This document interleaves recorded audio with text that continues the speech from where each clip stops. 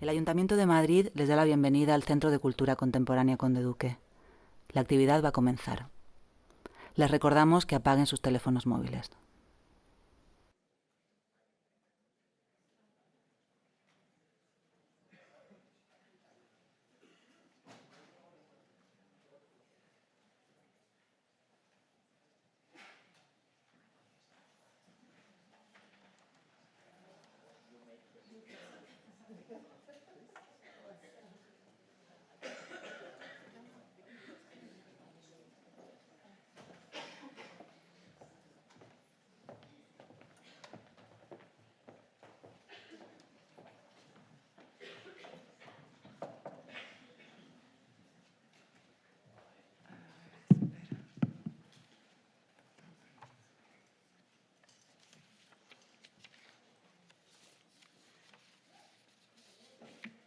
Bueno, buenas tardes. Se hizo la luz. Cuando aparece ese foco es que ya puedo hablar yo.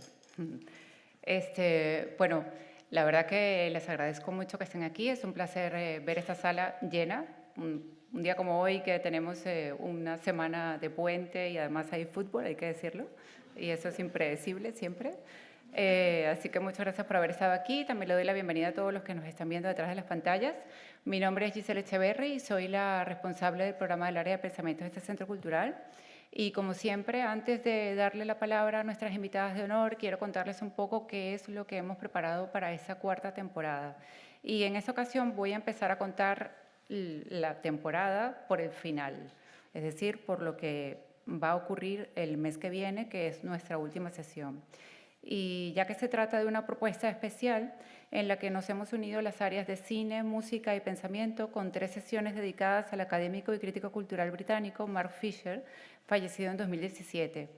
En el área de cine se proyectará el documental inspirado en los argumentos de la obra de Fisher, El estado del malestar, de María Ruido, y contará con la presencia de la investigadora y artista visual que participará en un coloquio posterior.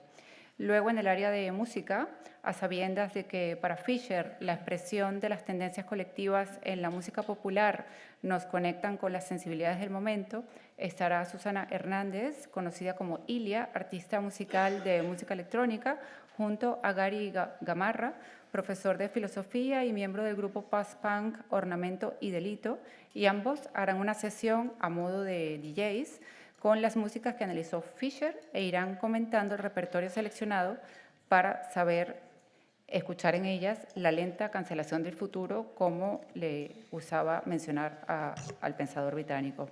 Y desde Pensamiento nos aproximaremos a su obra con 3 invitados procedentes de Reino Unido, España y América Latina, e intentaremos, desde una visión panorámica, dar continuidad a los esfuerzos de Fisher por entender qué nos está sucediendo y preguntarnos qué nuevas claves nos ofrece Fisher para pensar el vínculo entre la modernidad y lo popular y dónde reside el especial magnetismo de ese autor para las nuevas generaciones.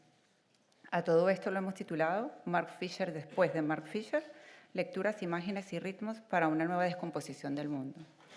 Y ahora rápidamente paso a contarles lo que hemos explorado desde el inicio de la temporada. En otoño hablamos de nuestra creatividad y de las tantas inquietudes que augura la inteligencia artificial, y además estuvimos como invitado especial al filósofo e historiador de arte francés Jordi T. Huberman, quien nos habló de los usos y significados de la imagen en el mundo contemporáneo. Comenzamos 2024 hablando de nuestra relación con el trabajo, con las prácticas laborales, que está cambiando y que es un cambio que supone un desafío en materia tecnológica, económica, política, social y sanitaria.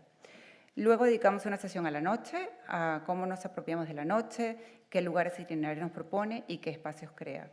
Y el mes pasado estuvimos aquí conversando con la crítica cultural australiana Mackenzie Ward, explorando sus discursos en torno a la cultura contemporánea. En este relato de actividades, en el que he comenzado por el futuro, luego he ido al pasado y ahora llegamos al presente nuevamente, para detenernos en la frágil y porosa relación entre humanos, animales y naturaleza, con nuestra invitada de hoy, la filósofa y psicóloga belga Viviane Desprez, quien va a conversar con Marta Segarra, a quien me gustaría también presentar brevemente. Segarra es profesora del Centro Nacional de Investigación de Francia y catedrática de Estudios de Género en la Universidad de Barcelona. Sus ámbitos de interés son el género y la sexualidad, la literatura y el cine franceses, los estudios culturales y desde hace 10 años los estudios animales. Pudo formarse en este campo en la Universidad de Cornell y en la Universidad de California, Berkeley. En el ámbito de lo que ha publicado al respecto, entre otras aportaciones, están los libros The World We Need con Donna Haraway y el más reciente, Humanimales. Esta temporada lleva por título Fuera de carta para desviarnos de un futuro arruinado, porque queremos dar con formas de pensar que contribuyan a resistir a la fascinación y el vértigo de la catástrofe y a los miedos que esto infunda, a encontrar nuevas formas de desviarnos del camino que nos lleva a un futuro condenado de antemano. Todo lo que les he contado está en la página web, se pueden ver los vídeos anteriores, y bueno, los esperamos aquí para cerrar la temporada y si no, para la inauguración ya en septiembre, que estamos en preparación de nuestra quinta temporada. Muchas gracias.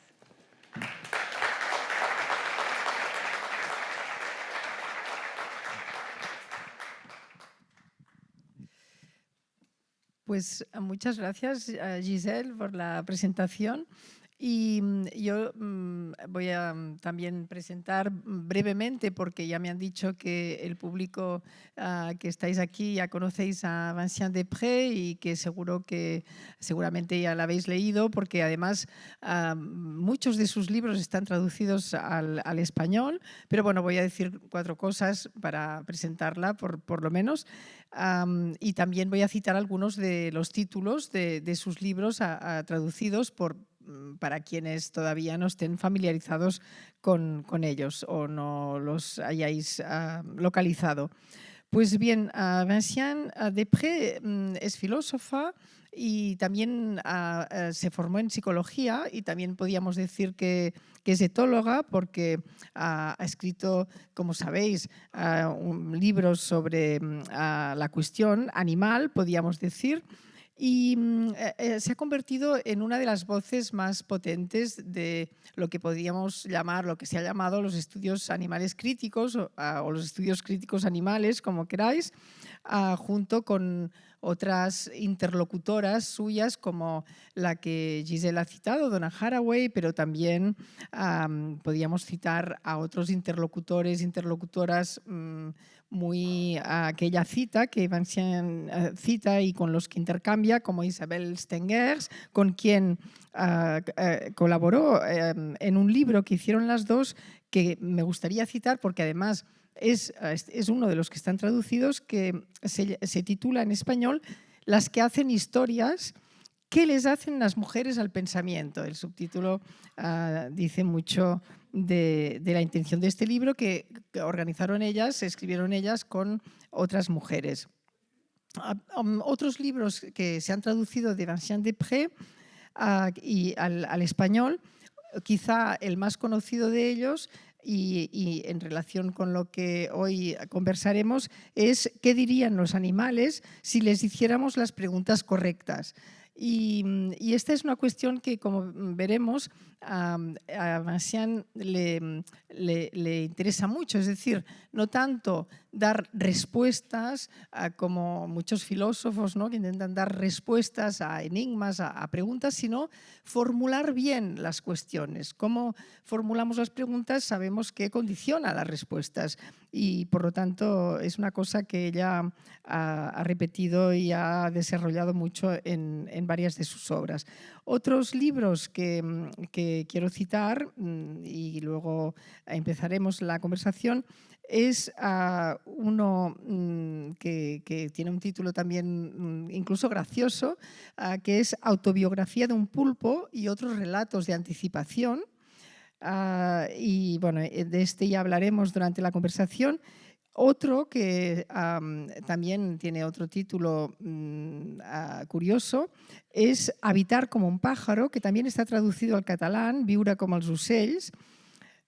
Y después me gustaría también citar, porque será la última parte de nuestra conversación, girará en torno a otro de los temas que ha explorado mucho Vincent Després, que es la cuestión de los muertos. Y bueno, lo dejo aquí. Este libro último, y con esto acabo la presentación, se llama A la salud de los muertos, relatos de los que quedan. Bueno, hay otros, pero no los voy a citar todos para no alargarme. Y entonces ahora empezaremos la conversación. Lo que vamos a hacer es que vamos a hablar en francés las dos, porque Vinciane no habla español, y entonces así será más fluida la conversación. Por lo tanto, mis preguntas también van a ser traducidas por la traductora, a la que agradecemos muchísimo su labor, porque siempre es complicada y delicada. Entonces paso al francés. Je passe au français. Donc, comme vous l'avez vu, j'ai cité plusieurs de vos titres et j'aimerais commencer par une question qui est fondamentale, je crois, dans les études animales et les études animales critiques notamment, et c'est la question de l'anthropocentrisme, puisque les études sur les animaux non humains et sur le vivant en général, par exemple, font preuve d'anthropocentrisme parce qu'ils privilégient les sens les plus développés chez les humains. Et c'est-à-dire qu'ils adoptent notre perspective, la perspective humaine.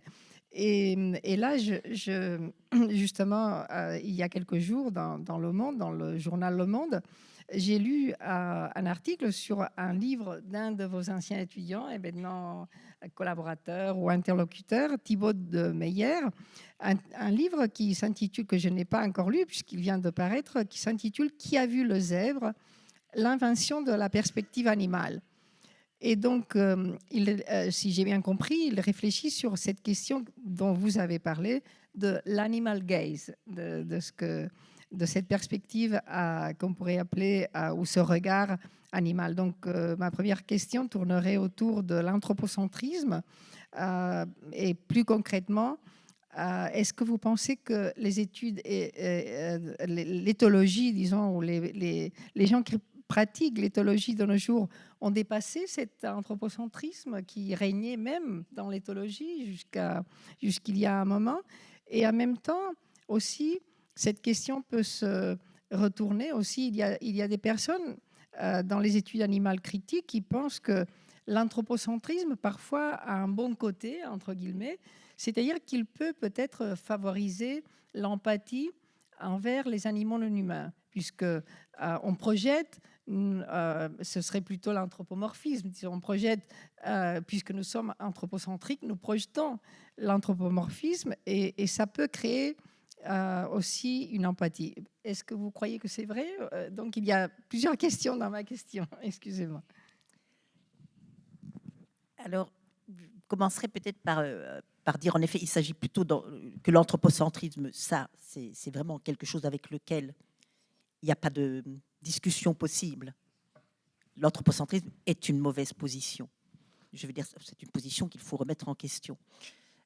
En revanche, l'anthropomorphisme est beaucoup plus compliqué. Et là, on va trouver, puisque je voudrais aussi parler un peu de votre livre, c'est qu'en fait, on a un dilemme. Et comme votre livre est construit sur une série de dilemmes, vous le soulevez aussi. C'est quoi ce dilemme? En effet, ce que je constate, c'est que l'anthropomorphisme a facilité l'idée que les animaux avaient une conscience, avaient des sensibilités, avaient de l'intelligence, etc. C'est en se disant ils sont proches de nous, ils sont comme nous, qu'on a commencé à réévaluer et à remettre en cause, je dirais, un siècle de behaviorisme et un siècle de pensée scientiste et positiviste. Quand on lit les écrits, par exemple, de Darwin, quand on lit les écrits des créationnistes juste avant Darwin, quand on lit les écrits des gens qui étaient de l'époque de Darwin, qu'est-ce qu'on voit? Ils étaient terriblement anthropomorphes.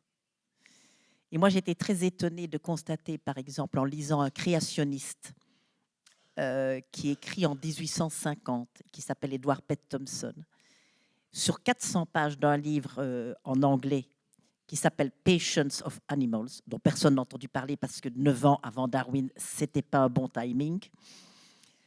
Quand je lis ce livre, je remarque que des tas de choses que Thompson va dire qui sont très anthropomorphes, du style « les singes peuvent mentir », ils ont peut-être conscience d'eux-mêmes parce qu'ils seraient... Enfin, il ne parle pas comme ça, mais il y a plein d'intuitions qu'il va dire et qu'ils vont complètement être, après, au début du XXe siècle, qui vont être complètement considérées comme du non-sens, comme n'étant pas possible, parce que le behaviorisme naissant et parce que le scientisme et le positivisme vont dire les animaux n'ont pas d'état d'âme, bref.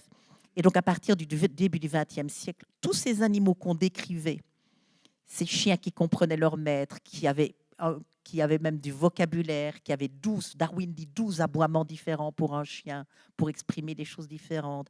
Ces singes qui savent mentir, Darwin parle d'un singe qui se met à mentir, qui a le sens de la honte. Il raconte des anecdotes très amusantes, hein, Darwin et Thomson aussi. Un singe qui avait mangé une orange alors que son gardien lui avait dit qu'il ne pouvait pas, avait caché les épluchures.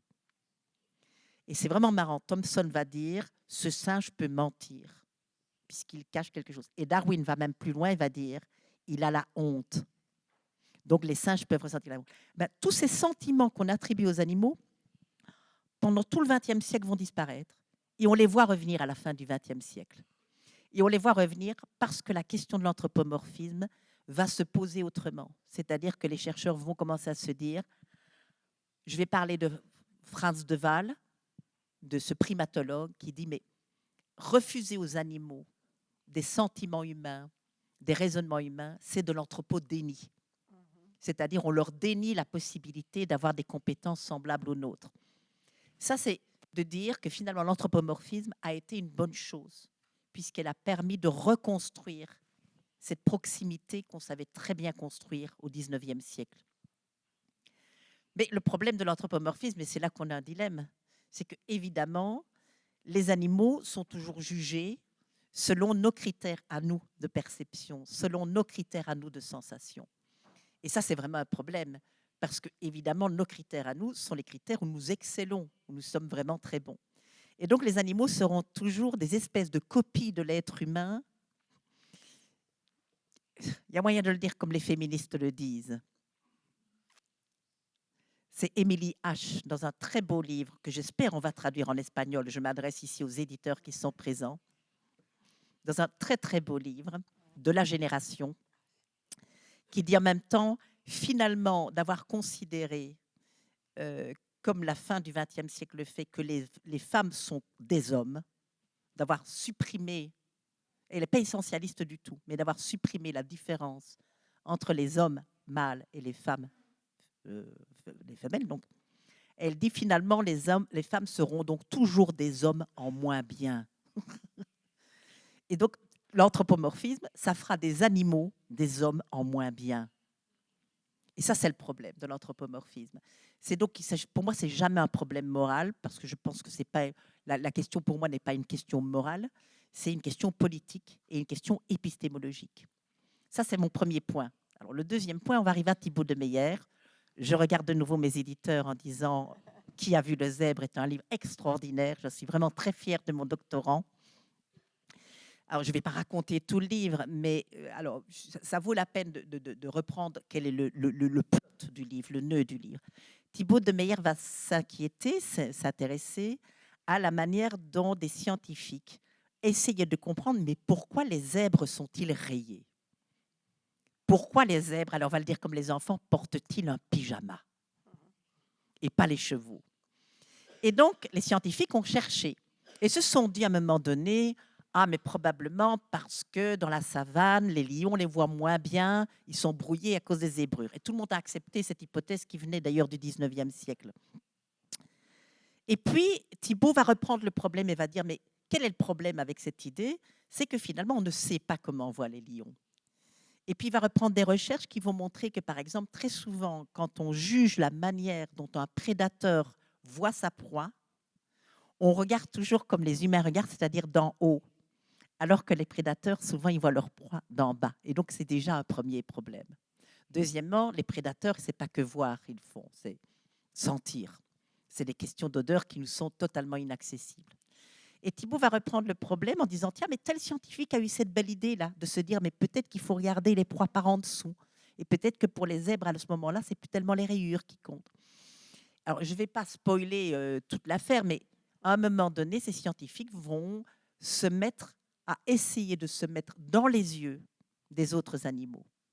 Et ils vont finir par découvrir, et c'est très joli, que si les zèbres ont des rayures, c'est parce qu'en fait, les mouches piquent moins les zèbres rayés que les chevaux qui ne sont pas rayés.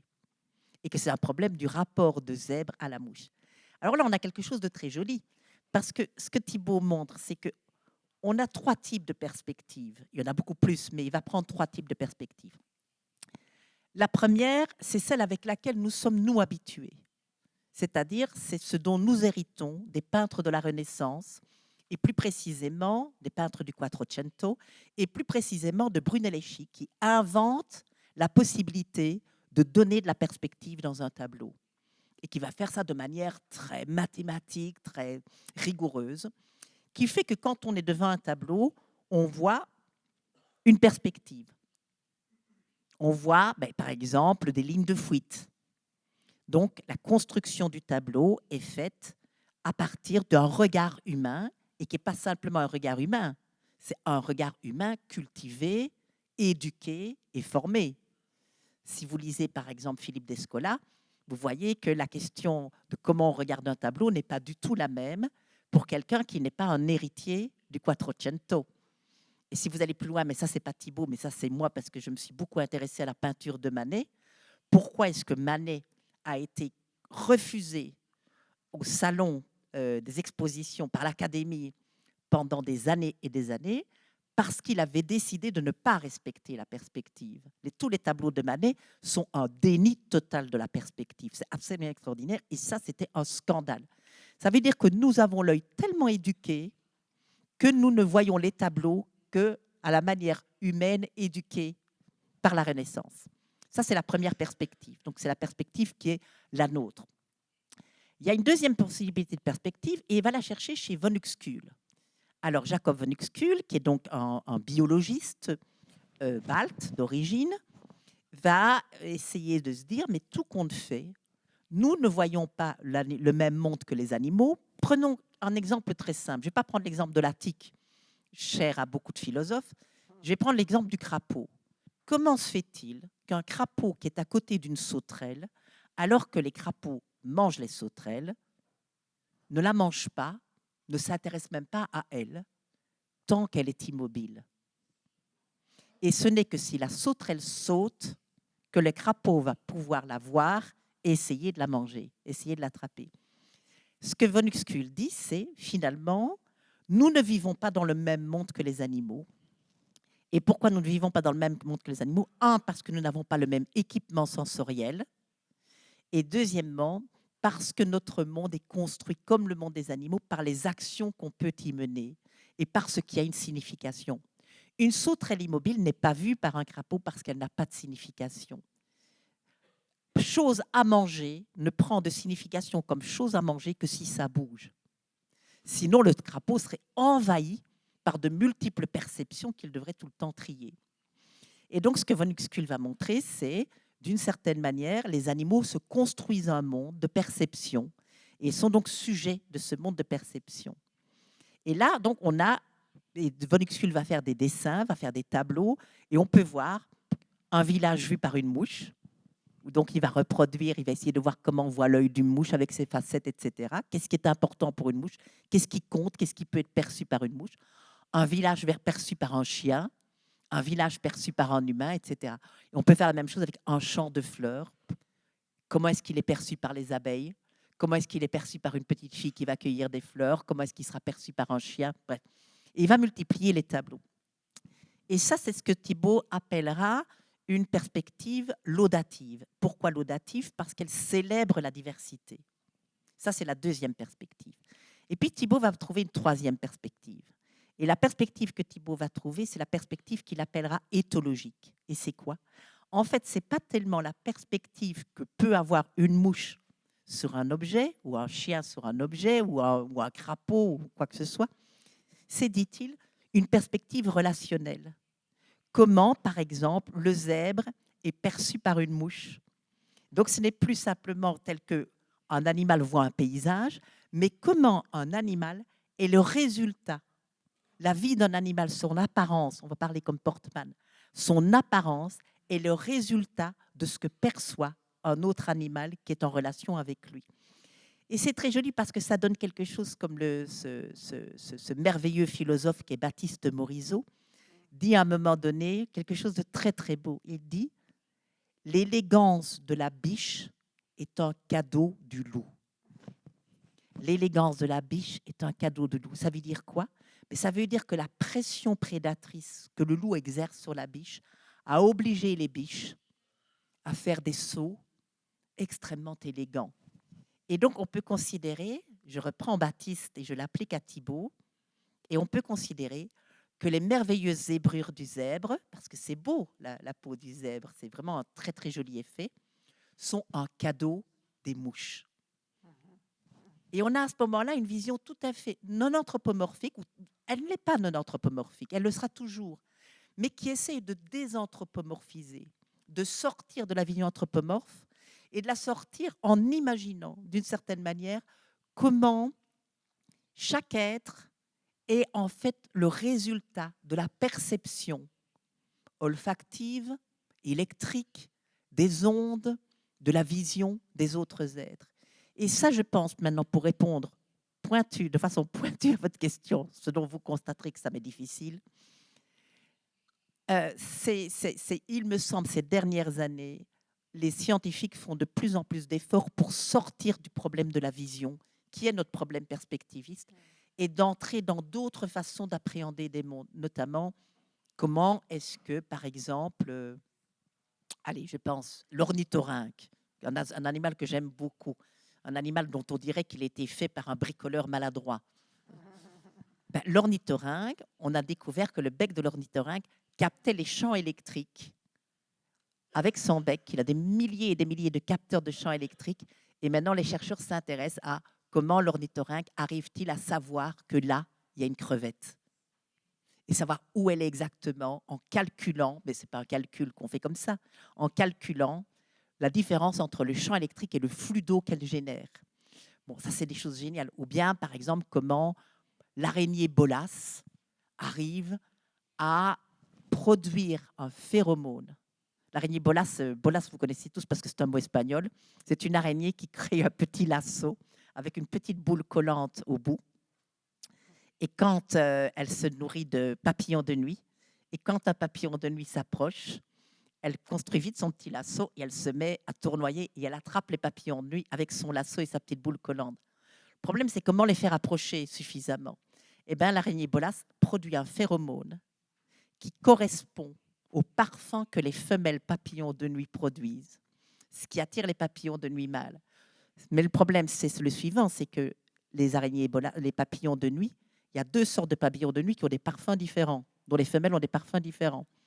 Mais il y en a un qui est en début de nuit et l'autre qui est en fin de nuit. Eh bien, l'araignée Bolas a résolu le problème de façon très économique, a produit un mélange des deux phéromones et produit le mélange plus concentré dans la première partie de nuit pour les papillons qui aiment cette concentration et dans la deuxième partie de nuit pour les papillons. Alors, ce qui est intéressant maintenant, pour répondre à votre question, c'est mais comment est-ce qu'ils savent tout ça? Eh bien, parce qu'ils se sont mis à capter l'air autour de ces papillons. Donc, ils les ont mis dans des vivariums et ils ont capté l'air et ils ont commencé à analyser les molécules chimiques que les araignées Bolas produisaient. Et ça, c'est une super belle idée. C'est de se dire, si nous voulons comprendre le monde sensoriel et olfactif des araignées, on doit arrêter de regarder, on doit simplement essayer de voir, mais qu'est-ce qui compte dans ce monde-là? Oui. Et c'est peut-être paradoxal aussi que c'est grâce à la technologie, en partie aux nouvelles technologies humaines, qu'on est capable maintenant, que les scientifiques qui se consacrent à ces questions sont capables de capter, de se créer d'autres sens à l'image d'autres animaux non humains. En sachant que les animaux sont des bijoux d'invention technologique. C'est ça que ça nous rappelle. Oui, bien sûr. C'est un de mes amis qui disait ça, la trompe de l'éléphant est un bijou d'innovation technologique. Je crois que le bec de l'ornithorynque est un bijou d'innovation technologique. Les parfums des fleurs, ce sont des bijoux d'innovation technologique.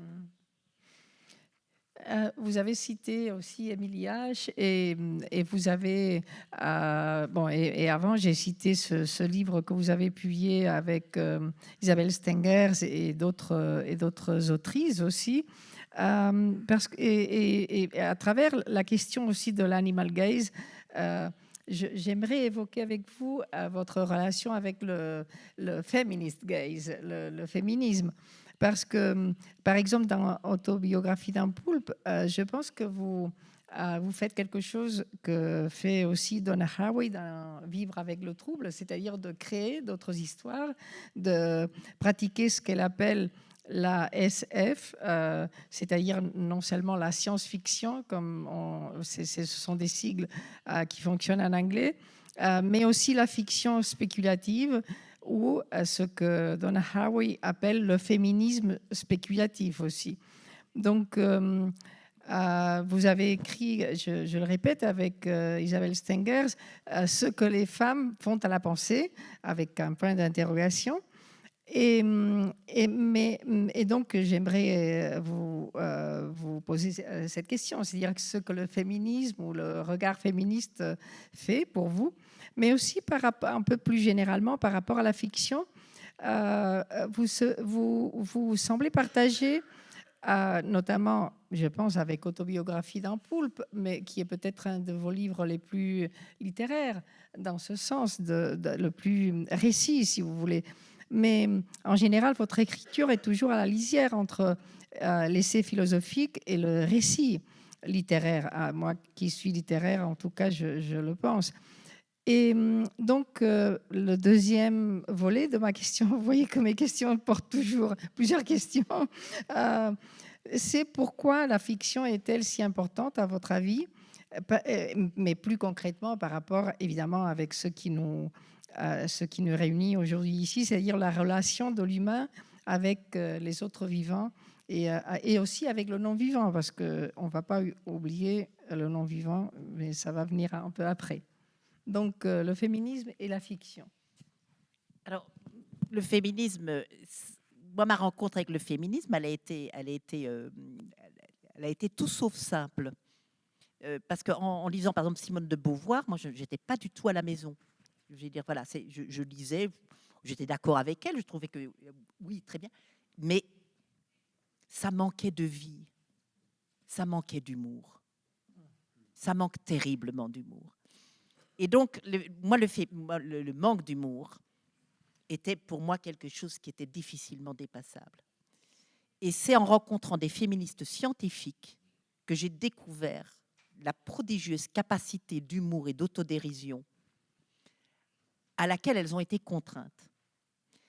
Et pourquoi est-ce qu'elles ont été contraintes à ça ? Je pense parce que les féministes scientifiques ont dû payer un prix fort pour pouvoir faire de la science. Je veux dire par là que ce qu'elles racontent, c'est quand même... elles sont avec le pouvoir dans des relations extrêmement violentes.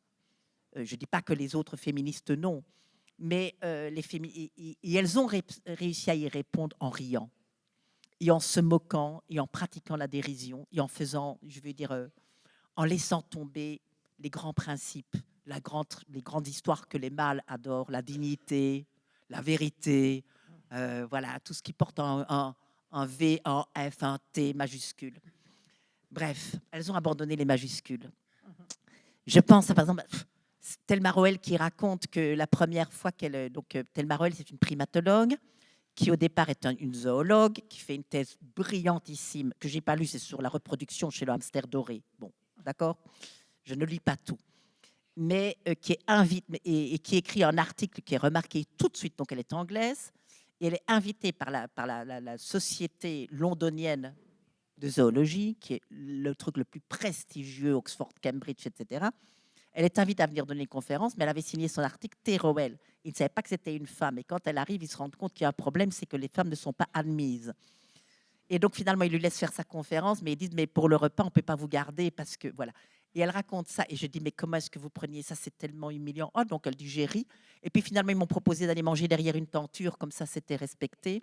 Alors, elle dit, qu'est-ce que vous voulez faire sinon rire? Et j'ai décliné. Je suis allée manger au restaurant avec une autre assistante qui ne pouvait pas non plus, puisqu'elle était femme. Et voilà, et elles ont énormément d'humour. Et elles posent les questions sur le mode de l'humour. Quand Linda Fadigan dit, si vous posez la question du genre dans les sciences, ben c'est comme si vous allumiez une allumette pour vérifier qu'il n'y a pas une fuite de gaz. Ben ça, c'est l'humour des féministes. quand Thelma Roel dit on a commencé à vraiment s'intéresser, on a dit on en a marre de s'intéresser aux babouins mâles parce qu'elle était devenue primatologue après le hamster doré. On s'intéresse qu'aux mâles si on s'occupait un peu des femelles. Et elle dit, alors on nous a dit, ah ben c'est ça, vous allez vous occuper des femelles et vous n'allez plus vous occuper que des femelles et on n'entendra plus parler des mâles. Elle dit, pas du tout. Parce que si vous savez un petit peu qu'est-ce qui intéresse les femelles chez les babouins, ce sont les mâles.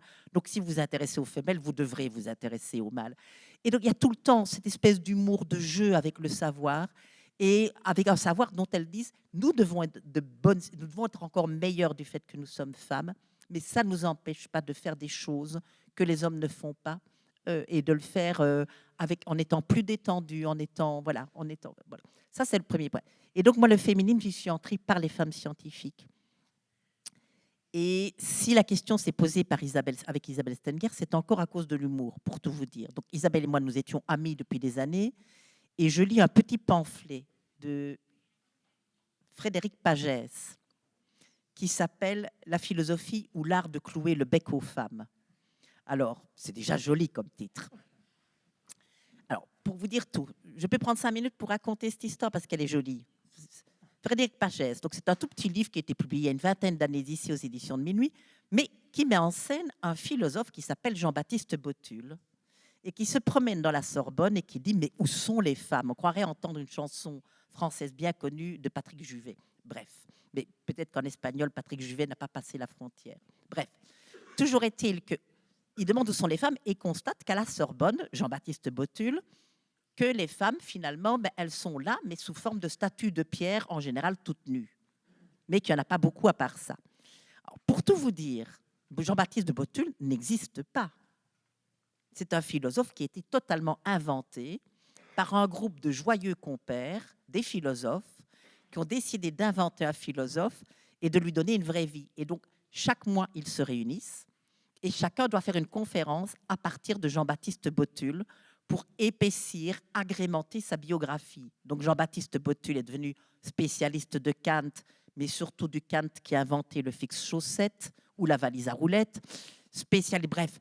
Et il y a toute une vie de Jean-Baptiste Botul qui était à un moment donné garçon de café pour pouvoir payer ses études et dont Jean-Paul Sartre se moque dans L'être et le néant. Et donc, ça fait une dispute redoutable entre Jean-Baptiste Botul et Jean-Paul Sartre. Enfin, bref. Donc, il a une vie absolument drôlissime. Et donc, le livre « La philosophie ou comment clouer le bec aux femmes » commence donc avec un philosophe inventé qui s'inquiète du fait que les femmes ne sont pas en philosophie. Et Pagès va faire tout un petit livre pour expliquer pourquoi les femmes ne sont pas en philosophie. Et il va dire quelque chose de très beau, de très juste. En tout cas, moi, ce qui m'a touchée profondément, il a dit les femmes ne sont pas en philosophie, non pas parce que la philosophie les a rejetées, mais parce que ça ne les intéresse pas, la manière dont les philosophes font de la philosophie, parce que c'est tellement peu en prise avec la vie. Il prend un bel exemple, il dit, vous savez, Platon, qui a écrit le banquet, combien de pages le banquet de Platon? Je ne sais pas, mettons 150, je ne sais plus, j'aurais dû vérifier. Vous ne savez pas ce qu'il y a dans les assiettes. Un philosophe vous raconte un banquet. Ils sont là pour parler d'amour et vous ne savez même pas ce qu'ils mangent. Eh bien, dit Pagès, si une femme avait écrit le banquet, elle serait allée voir à la cuisine. Et ça, c'est très juste. Et il dit, finalement, la philosophie, c'est des histoires de vieux garçons breteleurs, c'est-à-dire qui n'aiment que des combats d'épée. C'est des histoires de grandes envolées de manches, des histoires de grands concepts. Et c'est des concepts qui n'ont aucune prise sur la vie.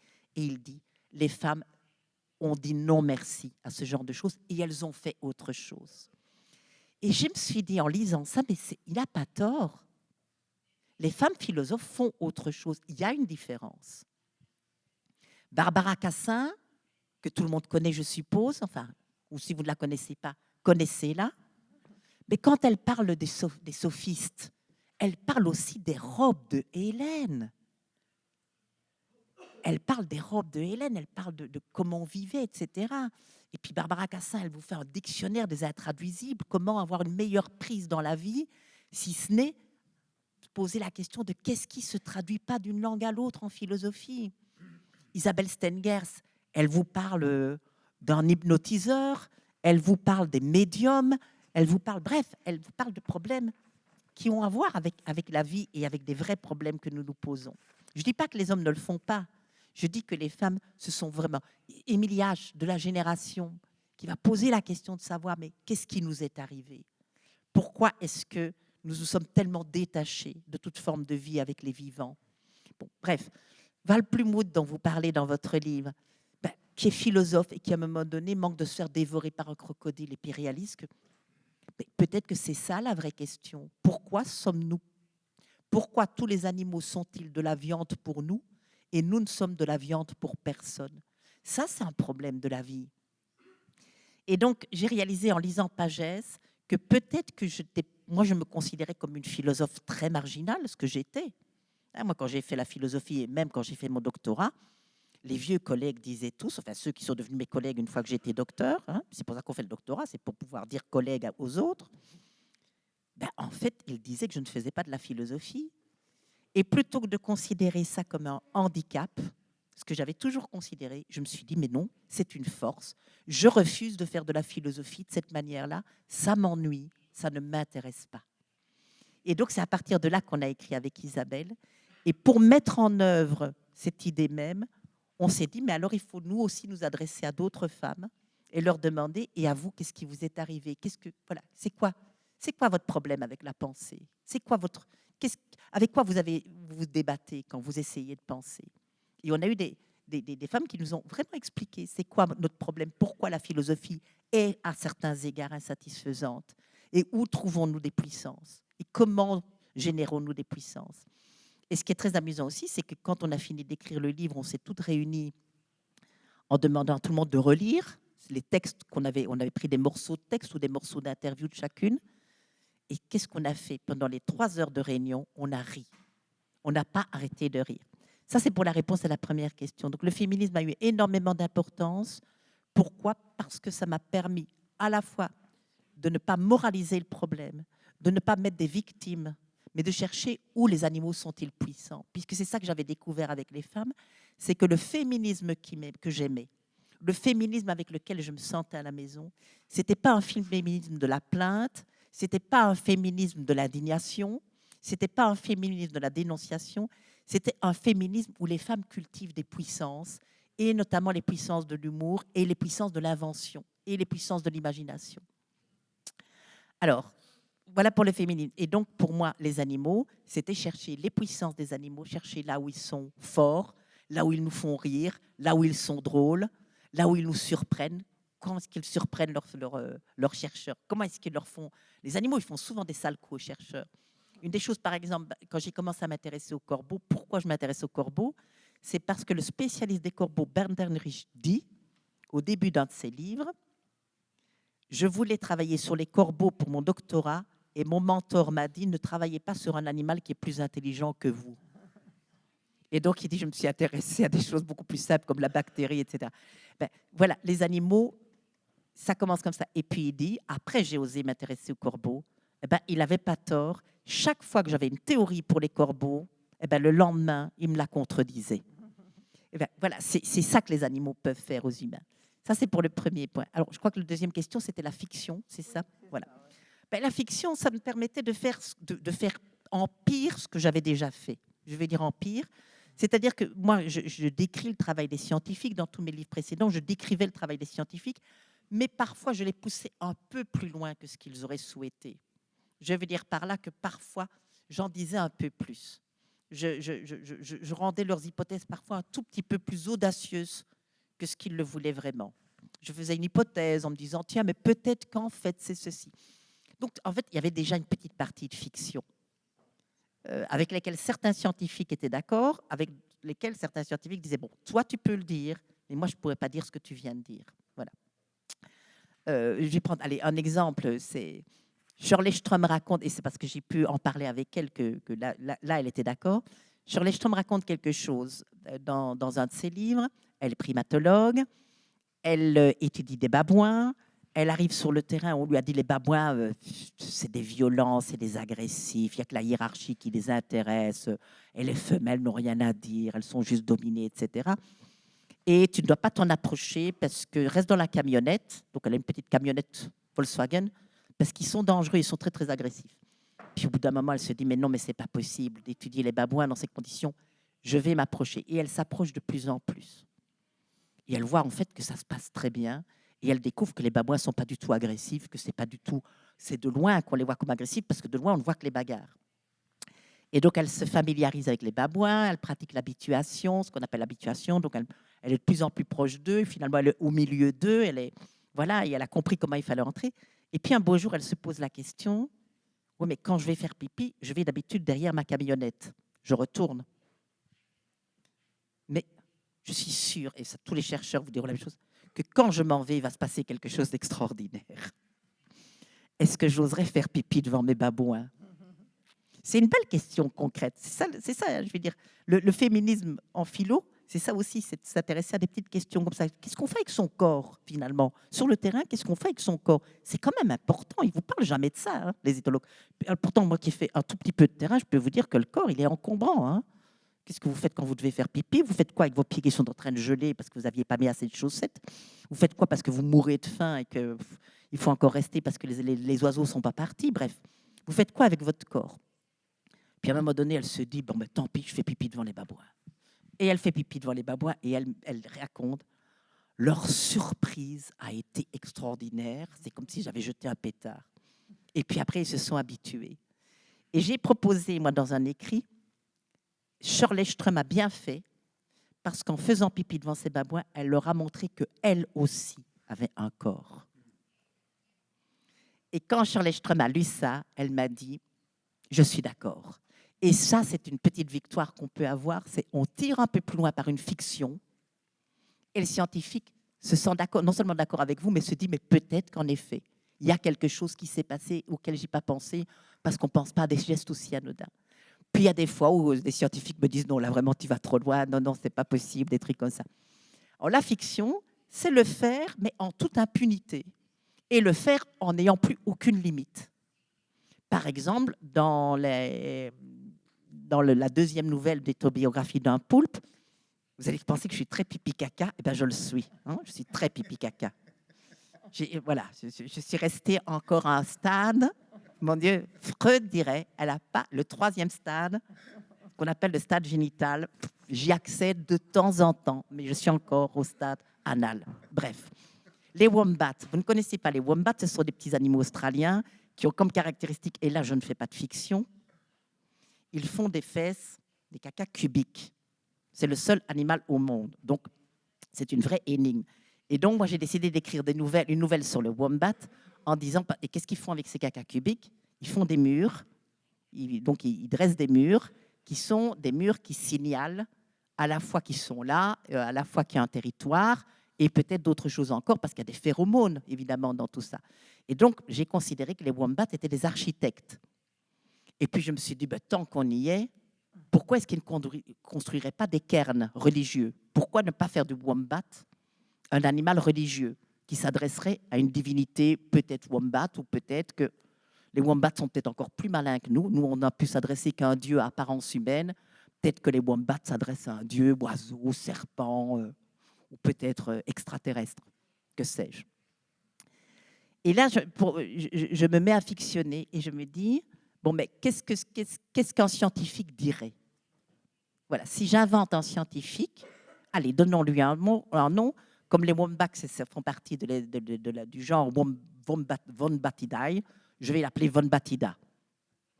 Et puis, je vais l'appeler, je lui donne un prénom, Joey, parce que c'est le nom du petit du wombat. Donc, en fait, je code pour ceux qui connaissent les wombats, ils savent très bien que c'est le nom du bébé du wombat qu'il a comme prénom et que c'est le nom de l'espèce en termes latins. Et puis, je continue et je me dis, mais finalement, qu'est-ce que le wombat nous apprend de quelque chose des animaux? Je me dis, mais tu te comptes fait, c'est que les wombats, dans tous leurs gestes, ces constructions de murs, etc., ce qui les intéresse, c'est créer. En fait, c'est d'une puissance expressive. Et je me dis, mais tout compte fait, pourquoi ne pas mettre les animaux sous l'idée que les animaux agissent parce qu'ils ont envie de s'exprimer? Et qu'est-ce que ça nous donne comme monde une fois qu'on dit ça?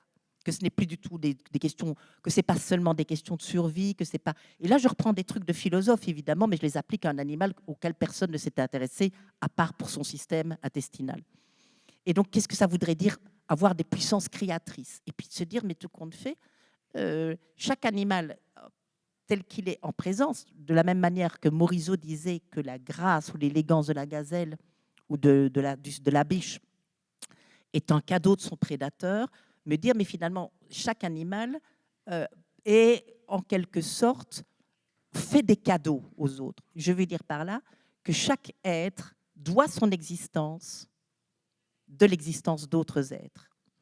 Le castor, par exemple, permet l'existence de certains types de forêts, voilà, bref, c'est pas toujours l'animal, c'est peut-être parfois un trait. Et donc, ça veut dire que chaque animal a non seulement une puissance expressive, mais une puissance ontologique, puisqu'il, par son existence même, il est responsable de l'existence d'autres existences. Par exemple, l'abeille est responsable de l'orchidée. Voilà, l'abeille femelle, par le biais de l'abeille mâle, est responsable de l'orchidée, de la possibilité que les orchidées continuent à persévérer. Et de se dire ça, eh bien, finalement, c'était la seule condition pour moi de ne plus me retrancher derrière les scientifiques en étant plus ou moins un bon relais de ce qu'ils disent, en exagérant un petit peu ce qui était ma petite partie fictionnelle, mais de me libérer de cette nécessité et d'inventer des scientifiques plus audacieux, ce qui me permettait d'explorer par l'imagination comment est-ce que je souhaiterais que les scientifiques deviennent dans le futur, qu'ils deviennent plus imaginatifs, qu'ils deviennent plus libérés par rapport à leur peur de l'anthropomorphisme ou par rapport à leur peur de spéculer. Merci. Avant de passer la parole au public, j'aimerais quand même évoquer tout un autre pan de votre œuvre qui est très, très intéressant aussi et qui entreprend aussi cette sorte de questionnement des limites que nous croyons naturelles ou essentielles, non seulement entre l'humain, l'animal, ou même, puisqu'on a parlé de féminisme, l'homme, la femme, ou le masculin, le féminin, mais entre le vivant et le non-vivant, ou plus précisément entre les vivants et les morts. Et vous avez donc plusieurs textes, notamment celui qui a été traduit au bonheur des morts, traduit en espagnol comme à la salud de los muertos, mais aussi dans votre ouvrage un peu plus récent, les morts à l'œuvre. Donc vous parlez de ce que ceux qui apparemment ne sont plus là, les morts, sont en réalité là encore, et de ceux qui nous font faire aux vivants, aux gens, aux personnes encore vivantes. Donc, et vous rejoignez avec votre œuvre qui reste tout à fait originale, tout un pan de ce qu'on appelle l'anthropologie plus qu'humaine. Je pense à des auteurs comme Viveros de Castro ou Philippe Descola que vous venez de citer, ou d'autres encore, qui travaillent à ce qui a été appelé aussi une anthropologie des fantômes. Et vous parlez des fantômes aussi dans Au bonheur des morts. Donc j'aimerais, avant de passer la parole donc au public, de vous demander quel est le rapport, à votre avis, entre votre œuvre autour de l'animalité, de la frontière humain-animal ou de la non-frontière, et ce pan qui se penche sur les morts. Alors, je pourrais d'abord vous répondre que moi, je ne le voyais pas le lien au départ. C'est-à-dire que le thème des morts s'est imposé à moi. Donc, moi, j'ai travaillé sur les animaux. Assez intéressant d'ailleurs, c'est que moi, j'ai appris à aimer les animaux en travaillant sur les animaux. Moi, je n'étais pas très intéressée par les animaux. Oui, j'ai eu des chiens et j'adorais mes chiens, mais je ne pouvais même pas dire que j'étais intéressée par les animaux parce que je ne percevais pas, comme beaucoup d'enfants, le chien comme un animal.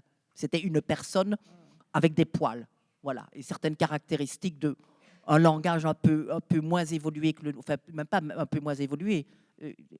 Mon chien n'apprenait pas si facilement que ça la langue étrangère qui était le français, voilà, pour lui.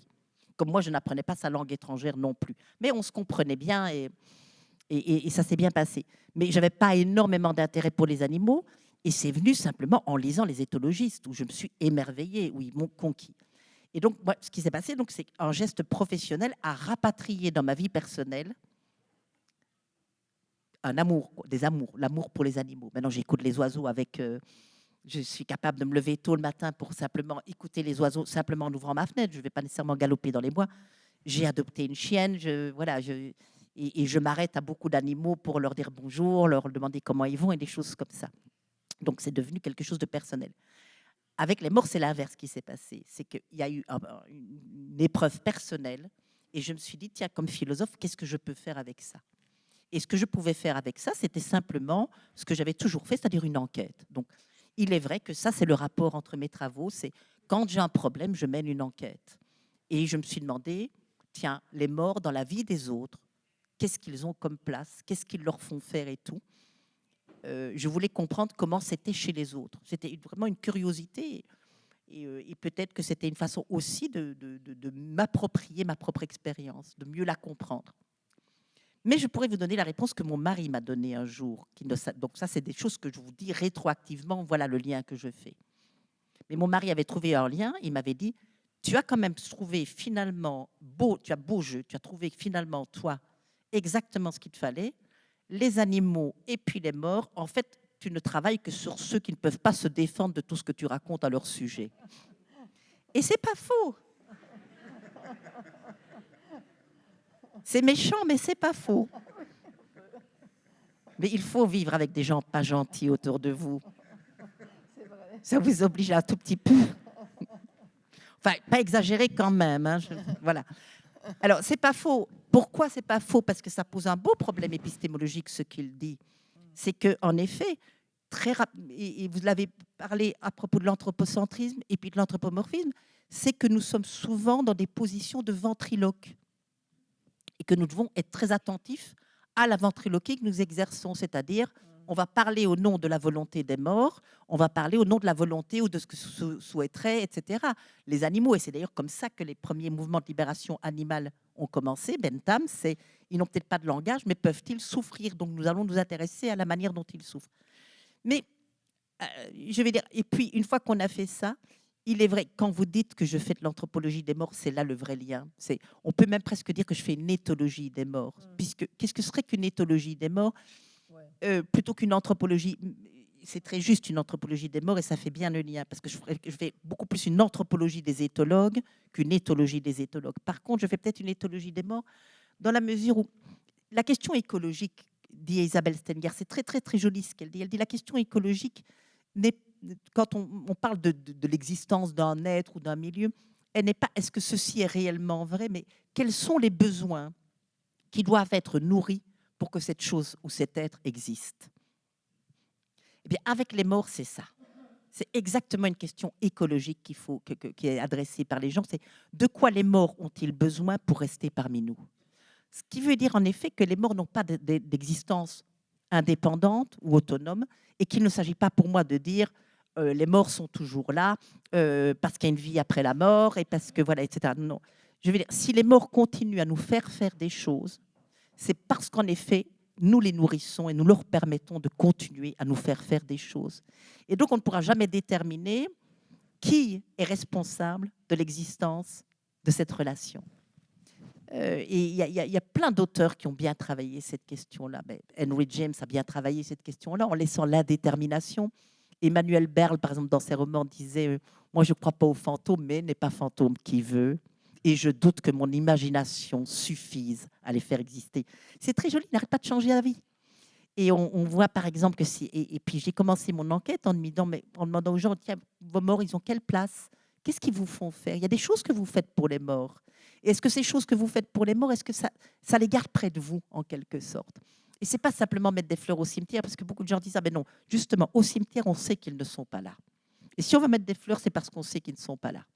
C'est juste pour la forme. Par contre, ils sont dans ma vie de tous les jours. De temps en temps, il y a un souvenir qui me revient. Parfois, je sens le parfum de ma mère. Parfois, il arrive dans un rêve et il me parle dans mon rêve. Ou bien parfois, quand je me sens triste ou j'ai perdu un objet, il m'aide à le retrouver. Bref. Et donc, les gens arrivent à activer leur mort et à les faire exister dans leur vie avec des signes, avec des sentiments, avec des sensations. Mais ce qui est très impressionnant et que j'ai découvert assez vite, et ça c'était vraiment la toute belle chose que j'ai découvert de mon enquête, c'est que personne ne m'a jamais tenu un discours soit rationaliste, soit complètement ésotérique.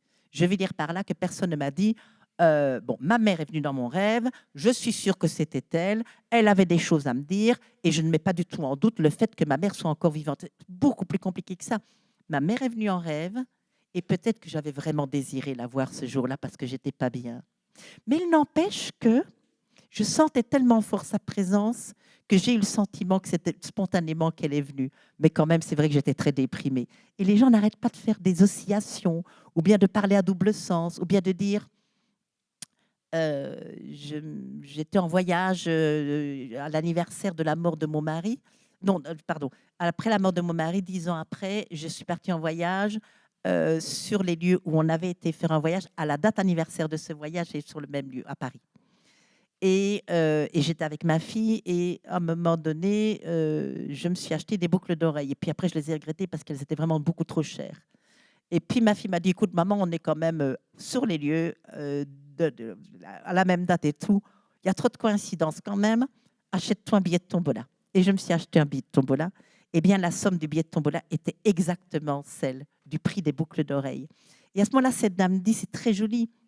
C'est comme si il avait voulu me faire un cadeau. Donc, elle ne dit pas, mon mari m'a fait un cadeau. Elle va jouer sur la métaphore, qui est une forme poétique extraordinaire. Et c'est ça, la poésie. Ça vous permet de surfer en ne précisant pas exactement et en ne sachant pas vous-même où vous êtes. C'est-à-dire que vous acceptez de vous faire désorienter et de ne plus être, ça c'est vraiment le poète Keats, ça veut vraiment vous acceptez que vous allez vivre avec l'incertitude. Merci. Je pense que c'est le moment de vous passer la parole. Perdón, voy a pasar al español. Si alguien tiene preguntas para Vincent, aquí hay una persona que levanta la mano. Pueden sí, hablar en español y la traductora va a traducir para Vincent. Hola, hola. Sí. Hola, muchas gracias por estar aquí con nosotros. Yo tengo una pregunta con respecto a las tradiciones no europeas que piensan la relación entre animales humanos y no humanos de maneras muy profundas y muy diferentes. Je n'ai pas la traduction. Ya. Est-ce que j'aurais poussé sur le bouton distraitement? Sinon, je peux traduire s'il y a un problème. Mais... Oui, parce qu'il y a une question et je voudrais que si vous pouviez me la traduire en français. Je ne sais pas ce qui se passe, mais je peux traduire. Bon, je commence. Elle parle des traditions non européennes. Hay un canal. Sí. Je ne sais pas. Mais je ne crois pas parce que Voilà. vous avez entendu. Ah, voilà. Maintenant, je vous entends. Voilà, merci. Puede repetir. Voilà. Sí. Est-ce que vous voulez bien reprendre? Sí, claro que sí. Entonces, mi pregunta tiene que ver con las tradiciones no europeas, por ejemplo, las tradiciones indígenas en lo que hoy es América Latina, que piensan la relación animal humano, animal no humano, y piensan en esa intersubjetividad y le otorgan una personalidad y una subjetividad a los animales que es pues desde hace siglos, evidentemente, y que son formas de pensamiento que de hecho han resistido las tradiciones tanto positivistas como renacentistas y anteriores. Entonces, yo quisiera saber usted dónde localiza ese pensamiento en su obra o cómo dialoga usted con ese pensamiento y de qué manera le parece que es relevante para la conceptualización de estas formas de vivir entre humanos y no humanos. Gracias. Alors, pour les animaux, là, je me suis évidemment... Alors, si je dis pour les animaux et pas pour les morts, je me suis intéressée. Je vais d'abord expliquer pourquoi pas pour les morts et bien pour les animaux. Quand j'ai commencé ma recherche, mon enquête sur les morts, c'était en 2007. Je rencontrais à cette époque beaucoup de journalistes et tout parce que je travaillais dans un lieu d'exposition. Et très souvent, quand on me demandait « tu fais quoi maintenant ?» je disais ben, « je vais travailler sur les relations entre les morts et les vivants », tout le monde me disait « ah, tu vas aller au Mexique, ah, tu vas aller à Madagascar, etc. » Et j'ai compris à ce moment-là que les gens qui me disaient ça étaient persuadés que notre tradition était d'une très grande pauvreté, puisqu'ils m'envoyaient ailleurs. Et donc, j'ai fait un refus total d'aller voir ailleurs tant que je n'avais pas fini ma recherche. Si ce n'est en Islande, en Roumanie, c'était déjà un petit peu ailleurs, où j'ai quand même lu des choses sur l'Italie, sur la Roumanie, etc. Mais j'ai refusé d'aller plus loin en disant « il faut que je puisse prendre en compte la richesse de ma propre tradition ». Ça, c'est une chose. En revanche, pour les animaux, c'est évident que je suis tellement moi-même imprégnée par la tradition positiviste. Je suis tellement moi-même imprégnée par tout ce qu'on m'a appris comme scientifique, en éthologie, etc., qu'il est absolument pour moi vital d'aller voir dans d'autres traditions pour être un tout petit peu plus flexible par rapport à ce qu'on m'a appris.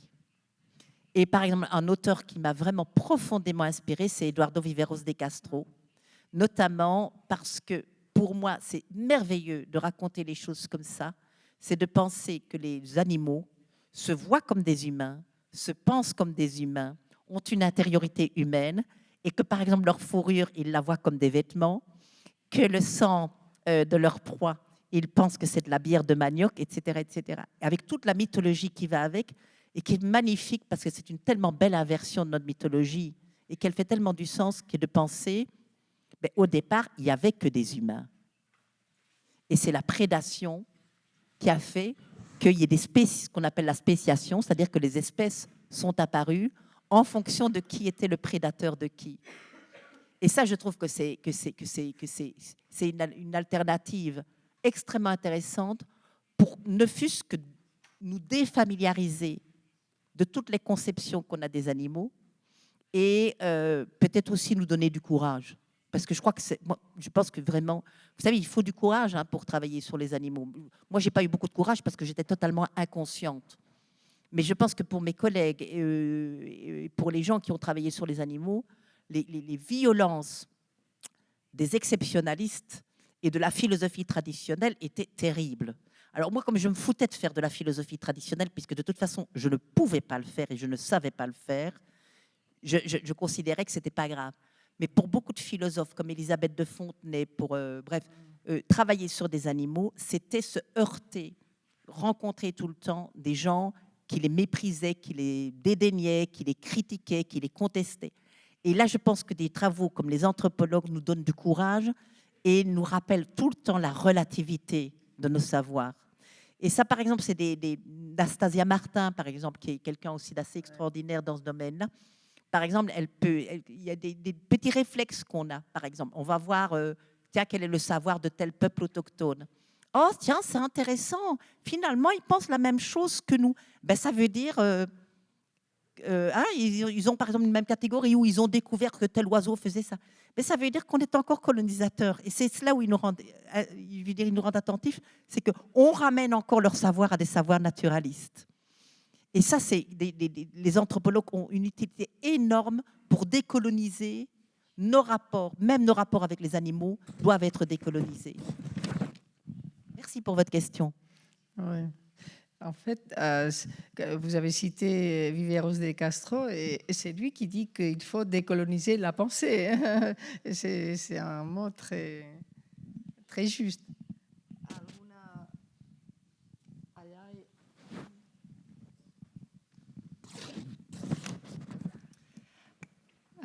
Je vais parler en français, ça va? Oui. Alors, ça va peut-être être un peu confus, mais d'abord, je voulais vous remercier, vraiment, parce qu'en fait, j'ai lu plusieurs de vos livres, mais j'ai surtout lu Les Faiseuses d'Histoire avant de commencer mon doctorat. Et ça m'a vraiment, en fait, je dirais, inspiré ou même permis de rentrer dans le monde académique. C'est quelque chose qui m'a beaucoup marqué. Et aujourd'hui, j'ai terminé mon doctorat et je relis Les Faiseuses d'Histoire. Et je le relis, du coup, d'une autre perspective. Et en fait, je suis très intriguée. Je continue à réfléchir à la réponse. Parce que donc, Les Faiseuses d'Histoire, c'est aussi une réponse à l'essai de Virginia Woolf. et à son refus de signer un manifeste voilà, contre la guerre. Enfin, et en fait, j'aimerais bien, du coup maintenant je réfléchis à qu'est-ce que ça veut dire l'engagement en tant que je dirais, académicienne, en tant qu'une personne qui est membre du monde académique, qu'est-ce que ça veut dire l'engagement? Et surtout si on refuse ce genre de position consensuelle. Et je trouve que cette question se pose aujourd'hui d'une autre manière. Et donc j'aimerais bien vous entendre à ce niveau-là, à la question de l'engagement. Voilà, merci. C'est une question extrêmement intéressante, mais trop vaste pour que je puisse évidemment la traiter. D'abord, je vous répondrai par un drôle de truc, mais comment peut-on ne pas être engagé aujourd'hui? Là, je vais dire, ça devient pour moi, j'ai là un manque d'imagination. C'est comment peut-on ne pas être engagé quand on voit la manière dont le monde est en train d'accélérer les choses tragiques. Et avec en plus la difficulté que j'ai et que beaucoup d'entre nous ont, c'est avec tous les non-engagements que nous avons, je vais dire, le fait qu'on supporte, qu'on laisse faire. Moi, je me dis, mais qu'est-ce que nos enfants et nos petits-enfants vont penser de nous par rapport à l'élevage intensif, par rapport aux migrants, par rapport aux guerres, par rapport, etc., etc. Je vais dire, c'est terrible cette histoire de se dire, il y a des nuits où moi je me réveille en me disant, mais c'est honteux de ne pas, et je ne sais rien faire. Alors, il faut essayer. Alors, et faire quoi? Et puis alors, on essaye juste, puis on peut pas. Alors, il y a une deuxième difficulté, c'est qu'on a pas mal de conflits avec alors pas avec Baptiste, etc., mais parfois avec des gens qui disent, c'est votre. Il y a eu des articles dans la presse française, etc. Votre truc avec les animaux, ben, je parle de l'article de Jack Lordon, par exemple, peut-être pas Jack, je ne sais plus comment c'est son prénom, Lordon, enfin, bref. Vous vous occupez des animaux alors que c'est à l'économie capitaliste qu'il faut s'attaquer. C'était quoi? Vous pleurnichez sur le sort, on nous appelle les pleurnicheurs. Et à un moment donné, j'en ai eu assez aussi de ça, et de dire, on prend chacun le bout où on se sent à l'aise. Je ne vais pas faire des combats, je ne vais pas aller me battre avec des armes, je suis incapable de tenir un pistolet. Je ne vais pas aller faire des attentats, j'ai trop peur. Et puis je ne suis pas sûre d'être d'accord avec la violence. Je me tâte encore sur cette question-là. Pour le moment, je me contente de coups de sacoche, comme les vieilles dames. Je ne suis pas sûre... bref, par contre, faire quelque chose pour rendre possible le fait qu'on se révolte à cause de la destruction des espaces des vivants et qu'on est en train de compromettre la vie de tout le monde, des autres et la nôtre. Là, je sais que je peux faire des choses parce que là, j'ai du savoir-faire. Et donc, voilà l'engagement. Mais en sachant que c'est vraiment... Voilà. Ça, c'est le premier point. Et c'est très brouillon. Le deuxième point, c'est que Virginia Woolf nous a rendu attentives à ce qu'on appellera le « not in my name ». Et ça, je trouve que c'est extrêmement important, la manière dont les combats féministes sont parfois récupérés au profit d'une sorte de forme d'islamophobie, au profit de formes, etc., etc. Et donc là, je dois dire que ça, c'est Virginia Woolf qui nous a vraiment rendu attentives. Ne prenez pas notre combat pour aller mener d'autres combats qui ne sont pas les nôtres et d'être extrêmement vigilants et vigilantes pour empêcher que ce soit en notre nom qu'on stigmatise des peuples prétendument arriérés, etc., etc. Et donc ça c'est un héritage de Virginia Woolf. Non, je ne rentrerai pas, disait-elle, dans la procession des hommes cultivés. Oui, moi, il y a des choses où il ne faut absolument pas laisser faire et surtout pas laisser récupérer.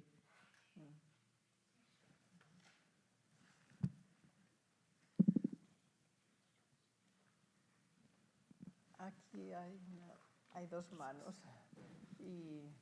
Hola. Voy a hacer la pregunta en español. Bueno, muchas gracias por la conversación. Y mi pregunta es muy concreta. Usted habló ya de animales y habló de fantasmas, y me gustaría saber si usted ha pensado en estrategias o si ha pensado o reflexionado en general sobre las subjetividades de los animales extintos, de la extinción en general en el marco del antropoceno. Eso es todo.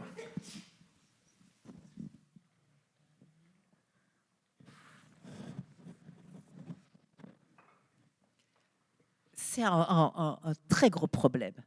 Et c'est un problème qui me préoccupe beaucoup. Alors, j'ai essayé de le traiter d'une certaine manière dans Autobiographie d'un poulpe, en mettant ça en fiction. Et qu'est-ce que j'essayais de mettre en fiction? Alors, c'est la 3e nouvelle d'Autobiographie d'un poulpe. J'imaginais, alors, bon, je ne vais pas vous raconter toute l'histoire, autrement on est encore là demain matin, bien que la nouvelle soit courte, que je pars d'une idée que je prends à Ursula Le Guin, l'autrice de science-fiction, qui a inventé une science nouvelle, qui est la thérolinguistique. Donc, les scientifiques du futur vont considérer que les animaux écrivent des romans, des poèmes, etc. Et donc, je décide de créer une suite à Ursula Le Guin et de faire une vraie association de thérolinguistique avec des linguistes qui travaillent sur les écritures animales. Des pêcheurs, alors je vais vite, des pêcheurs trouvent dans la baie de Cassis en France des poteries avec des écrits de poulpes, et ces poulpes vont les donner à l'association de thérolinguistique en disant on a trouvé des écrits de poulpes, il faut les traduire. Et les linguistes vont traduire et ne comprennent rien. Et c'est là où j'ai commencé à penser le problème de l'extinction. Qu'est-ce qu'ils vont faire? Ils vont essayer de voir est-ce qu'il y a des gens qui connaissent suffisamment bien les poulpes pour nous aider. Donc on a les mots, comme dans un dictionnaire, mais on ne sait pas ce que ça veut, on ne sait pas ce que les phrases veulent dire. Et ils vont découvrir, là je suis inspirée par Donna Haraway, qu'il y a des gens qui vivent alors est-ce que ce n'est pas une symbiose avec les poulpes, mais il y a une communauté, on est dans le futur, qui élève les enfants de façon à ce qu'ils aient des sentiments de poulpe, des ressentis de poulpe, et qu'ils aient des formes de vie comme les poulpes. Et donc ces enfants n'apprennent pas, ils vivent en Italie, ils n'apprennent pas l'italien, mais une langue qui est fabriquée pour eux, où il n'y a pas de jeu, où où les verbes sont à l'infinitif, où il n'y a pas de sujet, il n'y a pas de sujet, c'est le monde, c'est le monde qui agit. Et l'enfant doit toujours exprimer son rapport au monde par rapport au fait que c'est le monde. Donc la pluie m'arrive, et des choses comme ça. Une idée me vient. Bref. Et pourquoi est-ce que j'imagine ça? Et puis, il y a une chercheuse qui va aller travailler avec eux et qui découvre qu'en fait, les poulpes ne sont plus là depuis au moins 2 générations. Et pourtant, ils continuent à élever leurs enfants. Ça, c'est une des réponses que j'avais trouvées. De dire, je ne dis pas qu'on va commencer à élever les enfants comme des araignées, etc. Mais c'était une réponse imaginaire et fictionnelle pour sortir du problème de l'extinction comme un problème patrimonial. C'est-à-dire, pour moi, ce que j'appelle sortir de l'extinction comme un problème patrimonial, c'est que la biodiversité est presque un problème patrimonial. On a autant d'espèces, on en perd autant. C'est pas comme ça que ça va. Je veux dire, si on reste avec une idée de patrimoine, ça veut dire qu'on est encore dans un rapport où la nature est notre chose et nous sommes les possesseurs et les propriétaires. On n'a pas fini avec des cartes. Et donc, je me suis dit, quittons la nature comme patrimoine et essayons d'imaginer d'autres types de relations. Ça, c'était le premier point. Le deuxième point, c'était ce que je mettais en scène, mais je ne peux pas vous raconter toute la nouvelle. C'est une très belle idée de Tom Van Doren, dans un de ses livres, le premier, Flyways, je pense, où il dit que le problème des extinctions, ce n'est pas tellement la mort des derniers habitants, des derniers individus. C'est l'effilochage de ce monde. C'est le fait que le monde de ces animaux se délite et qu'en fait, c'est même leur subjectivité qui est atteinte.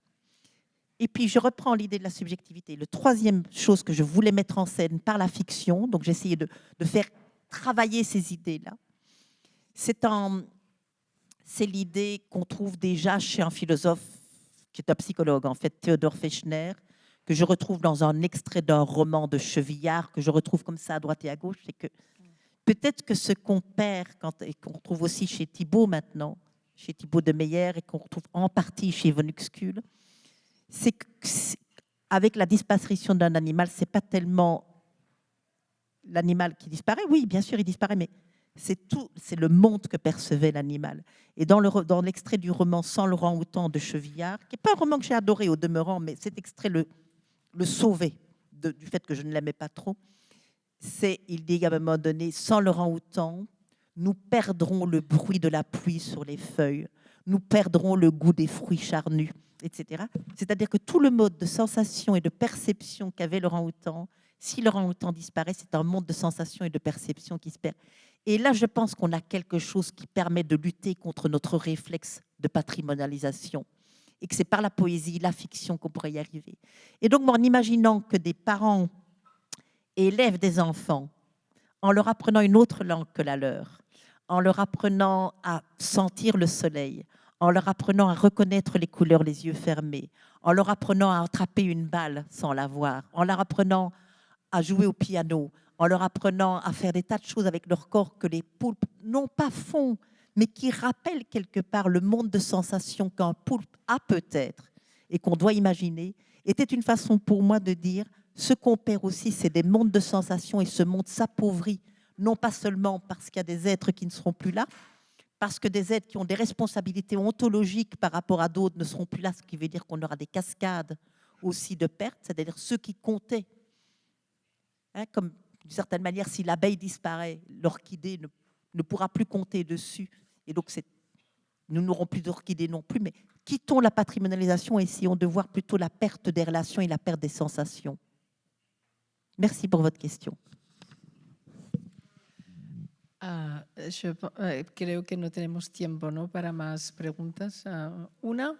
Pues una, lo siento, que sea breve. No sé quién ha levantado antes la mano, no voy... Decida la persona que tiene el micro.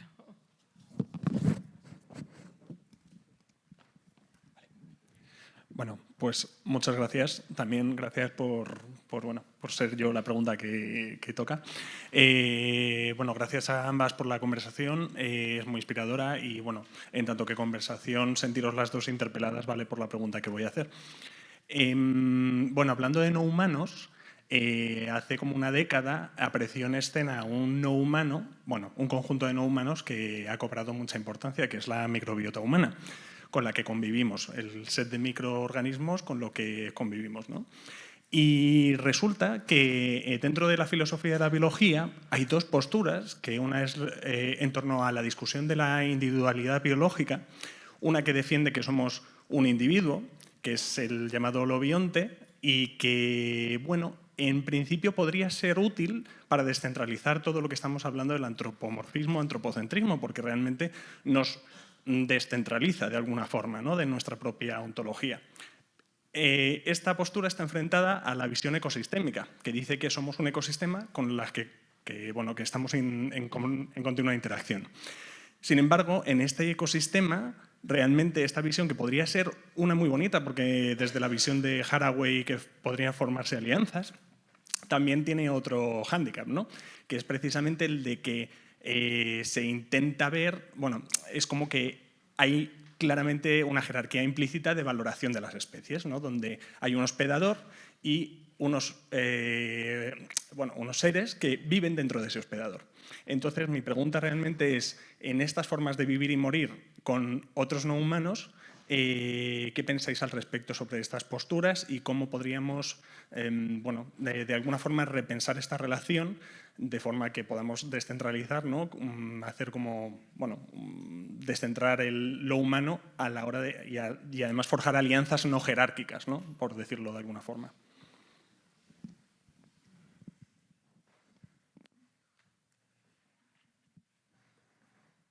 Merci beaucoup pour cette question. En fait, je n'ai pas la réponse, mais j'ai une expérimentation que j'ai déjà tentée et dont je peux vous parler, mais qui n'est pas très connue.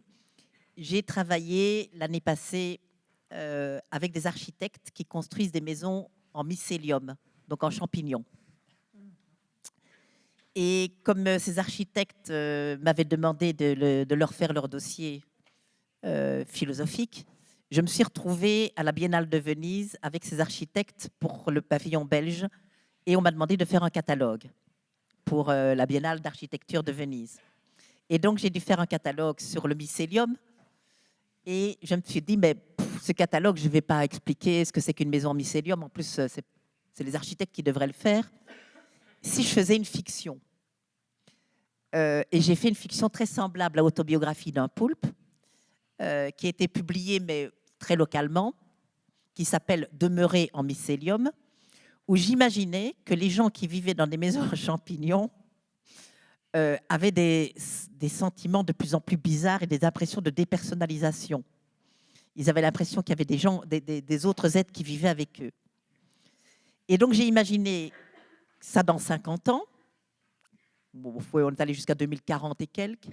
Mais j'ai imaginé aussi que pour pouvoir répondre à ces gens qui ont le sentiment de vivre avec d'autres êtres et qu'ils ne savent plus, parce que c'est une question intéressante, qui est l'hôte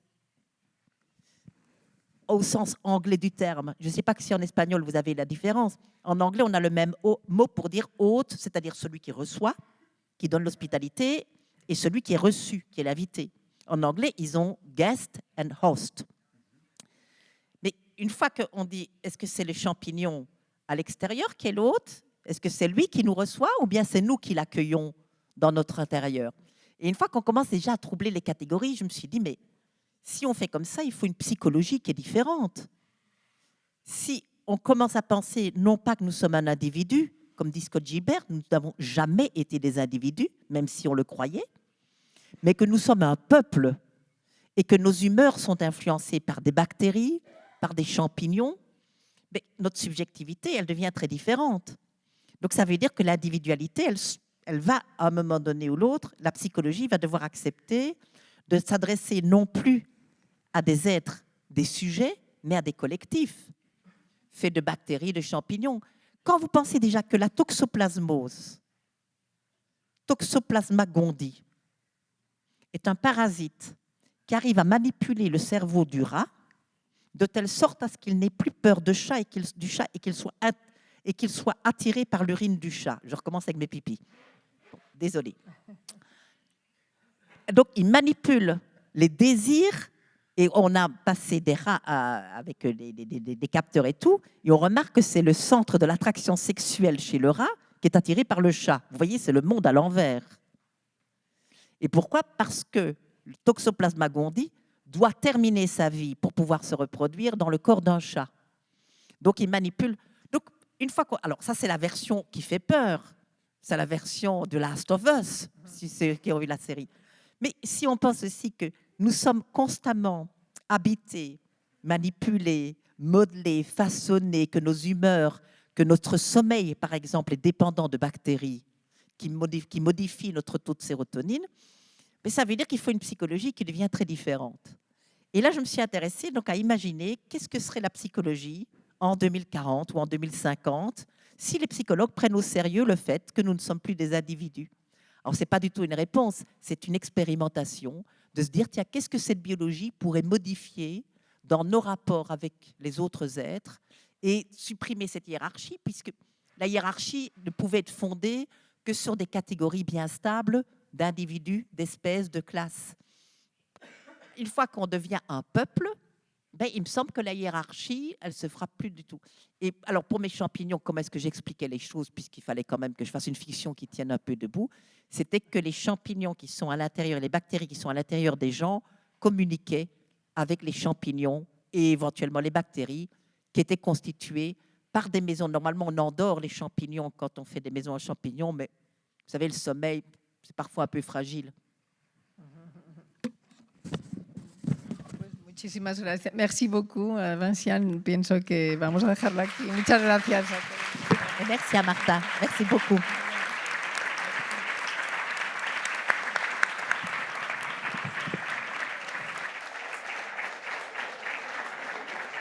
Muchas gracias por su asistencia.